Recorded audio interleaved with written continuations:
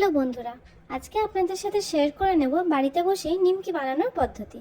একটা পাত্রে ময়দা নিয়ে তাতে জোয়ান, কালো জিরে, তেল আর জল দিয়ে ভালো করে ময়দাটা মেখে নেব। মাখা হয়ে যাওয়ার পরে ছোট ছোট লেচি কেটে এরকম গোল গোল করে বেলে নেব।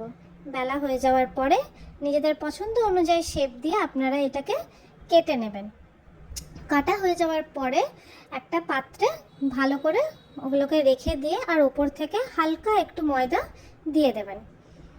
একটা কড়াইতে তেল গরম করে সেই কেটে রাখা নিমকিগুলোকে আমরা আস্তে আস্তে দিয়ে দিলাম।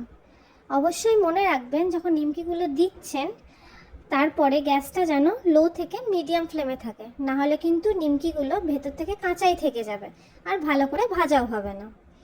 নিমকিগুলো দেওয়ার পরে ভালো করে উল্টে পাল্টে ভেজে নিয়ে যখন আপনারা দেখবেন যে কালারটা হালকা চেঞ্জ হয়েছে, এরকম লাল লাল হয়ে এসছে, তখনই জানবেন নিমকিটা ভাজা হয়ে গেছে।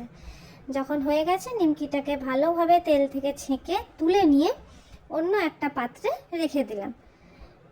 দেখতেই পাচ্ছেন আগে থেকে একটু ভেজে রাখাই হয়েছে। অবশ্যই ট্রাই করে জানাবেন কেমন হয়েছে।